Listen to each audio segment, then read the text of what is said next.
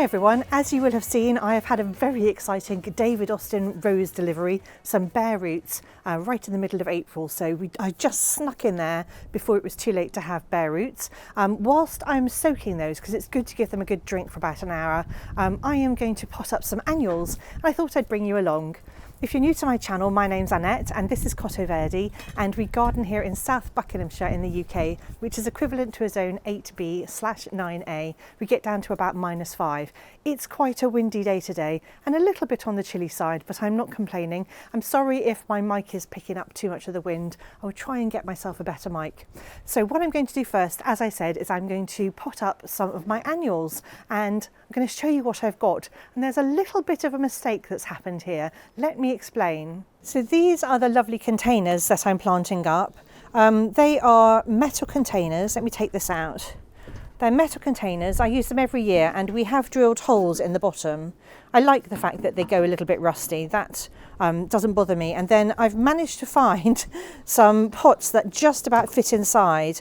But the only reason I can use these, because they do lip over the edges, is because I put I plant things in these containers that spread over the edge, so they cover the gaps and stuff like that. So I'm not too worried about that. So what I've got in each of these pots is I've got a senecio. This is silver leaf. So the senecio starts off with sort of slightly lobed leaves, and then they become more deeply cut and more silvery as the season goes on. So you end up with much more this sort of colour than the sagey colour we've got here. But it's lovely sort of soft looking, very sort of furry foliage. It's really pretty, but this is a really easy plant to find. Silver dust, this is called, or senecio, cineraria.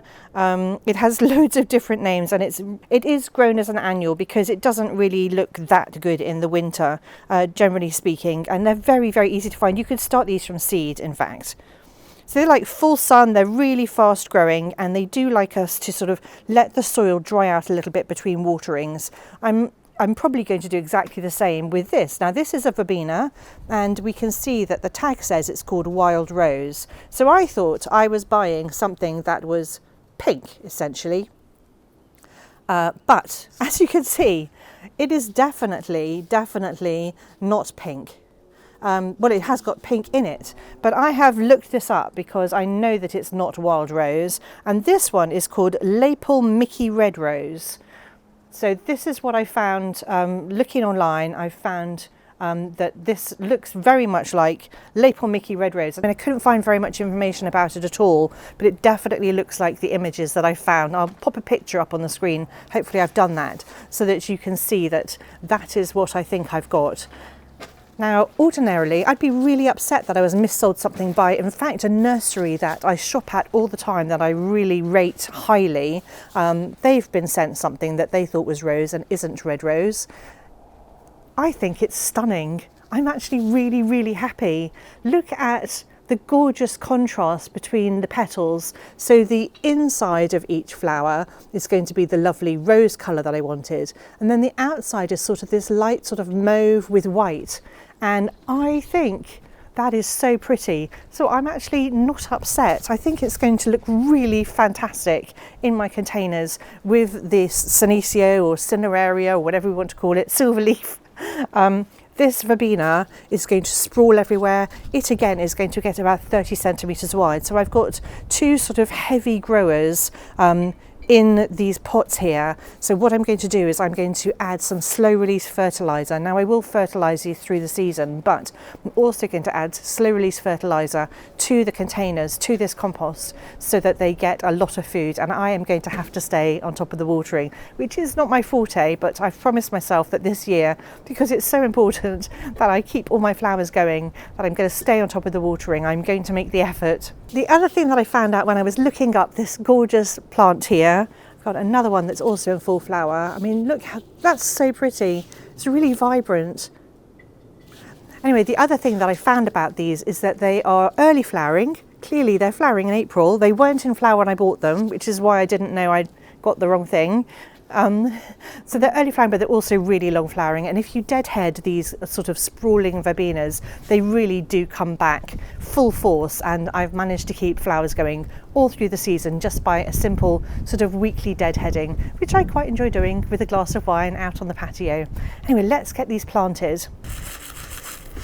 I filled these pots up with the ordinary multi-purpose peat-free compost that I use, and then I like to put the slow release fertiliser sort of down where the roots are going to be. So I've mixed it into that layer there, and then I'm just going to top up with more of the peat-free compost.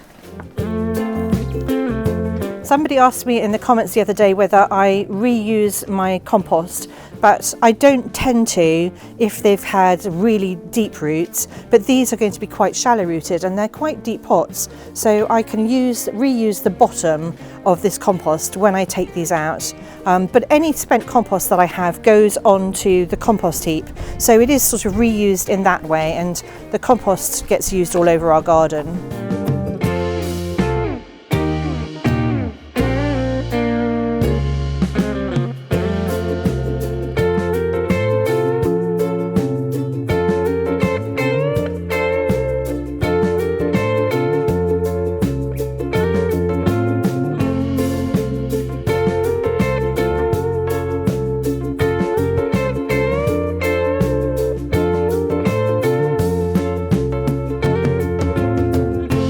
Now it's time to deal with my David Austin roses, so I'm going to tell you which one I've chosen. I'm super excited. I've chosen 6 of exactly the same rose. Now these also, I have to say, the majority of this was gifted to me by my son for Mother's Day, and I am thrilled, absolutely thrilled, and I can't wait to plant these roses. Now these are going in a bed that we haven't prepared yet. We're in the process of preparing it, so we can't plant them in the bed yet because it's all weeds at the moment.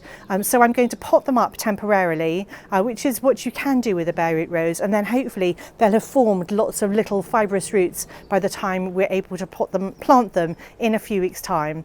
That's my aim. They need to be in the ground this summer, but I called David Austin to check whether it's still okay to do this with the bare roots, and they said that it's absolutely fine. They're still sending out bare roots in April, so you've still got time if you want to grab yourself a David Austin rose, because they're still sending out bare roots, and they are significantly cheaper if we buy them this way.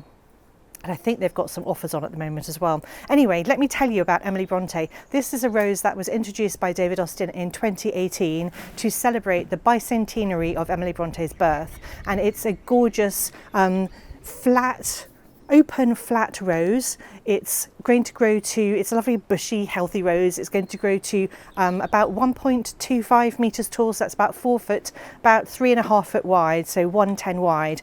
So I'm going to plant 2 lots of 3 of these roses, and as I said, they're going to go in the border, but the reason that I've chosen this one is the colour is this gorgeous soft gentle pink that deepens on the little inner petals to a beautiful apricot. It looks stunning, and it also has a very strong fragrance. So it's got sort of this tea fragrance, a rosy tea fragrance that deepens with age to an old rose fragrance with hints of lemon and grapefruit. And that sounds amazing to me. So I love that it looks beautiful, it's very strong, it doesn't get too big, and it's got a wonderful fragrance. So I'm just going to show you what I'm going to do. I'm going to pot each one up. They've been soaking for about an hour now, and you need to do that even if you're planting them straight into the ground.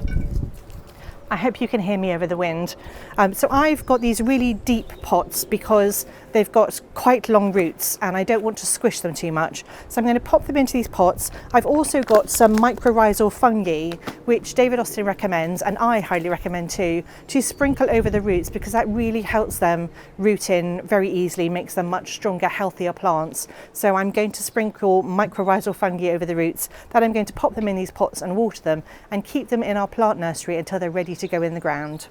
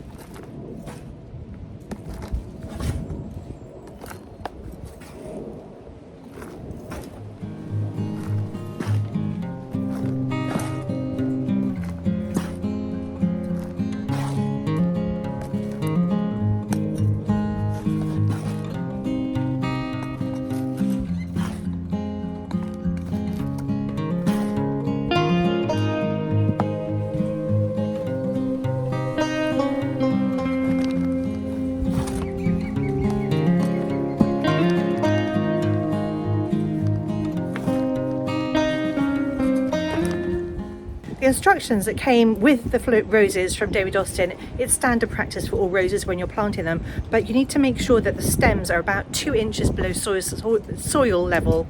Why can't I speak? So that's why I've planted them deep. So don't ever sort of leave that crown or the graft area showing. We want to plant them deeper than that, cover up the stems. So make sure this area is absolutely covered.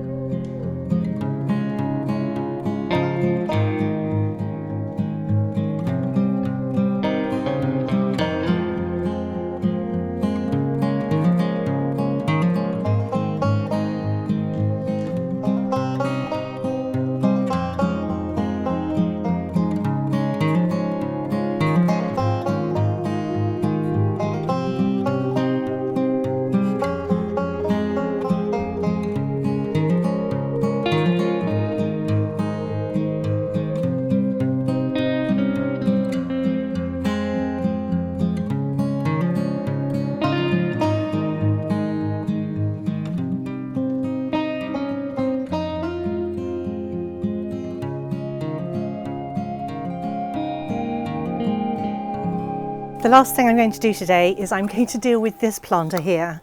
So this is something that I planted up last year, and it's a planter of thyme with a little bird in it, which I think is so cute. But it's outgrown, this planter, and in fact I just want to separate these two. I think they'll look really nice on their own. I mean, if I can divide them. Maybe I could divide them, I don't know. They're really healthy, they're super healthy, and I really love how thyme looks. It's great in pots or containers because it's drought tolerant once it's established. You can grow these from seed obviously, but I think I bought these as little plants last year and they've just settled in beautifully. And what we do need though is we need a nice gritty compost because they don't want to be waterlogged, but you can see how they grow in quite a shallow container. Actually they do really well in there. But I'm going to separate them into 2 separate pots, and I think it's really nice when you've got containers full of flowers and annuals in the summer, but you have the odd bit of green in between because it's really sort of restful. It's somewhere that sort of creates a little bit of rest rather than just having this riot of colour. It's nice to have a sort of punctuation mark with a bit of green. So that's why I plant up green in my containers to go in the patio, on the patio. So I'm just going to tip this out and see what root system we've got there and whether I can divide it.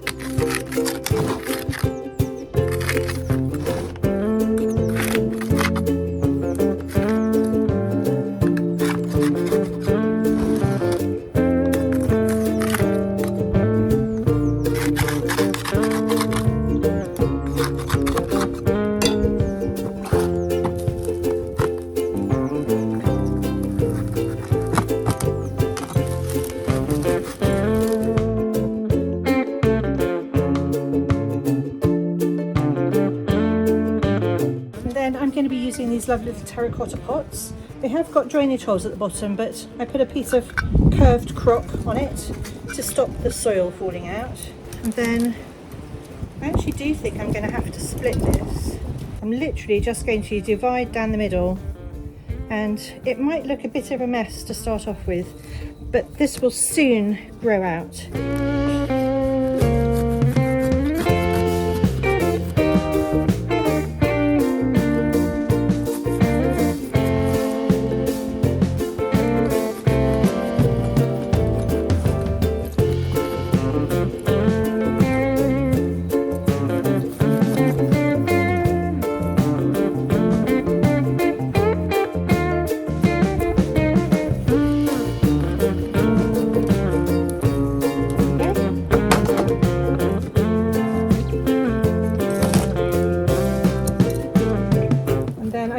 put some plant food in there just to get it established.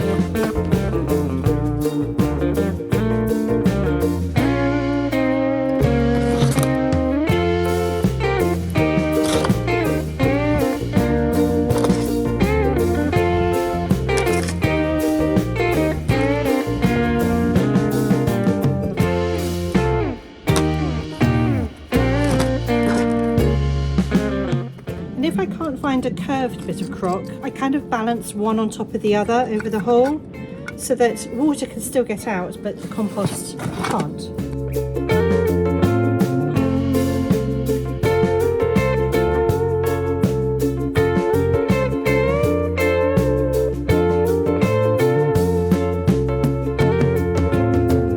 As with all the containers that go on the patio, I like to sprinkle gravel or moss or something just to cover the soil. It really does help to keep moisture in, and it helps to prevent weed growth. I mean, you're not going to eliminate weeds, they will still grow back, but I find gravel looks really nice with the thyme, and moss looks good with other things. I sort of do moss more in the winter, but gravel looks really good in the summer. So I've sprinkled gravel on there, and now I'm going to water them in, and then they can go on the patio with the tulips. And stay tuned if you'd like to see my tulip tour this year, because I will be posting that in the next few days.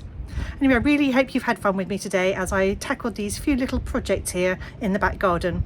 Thank you so much for joining me, and I'll see you all next time.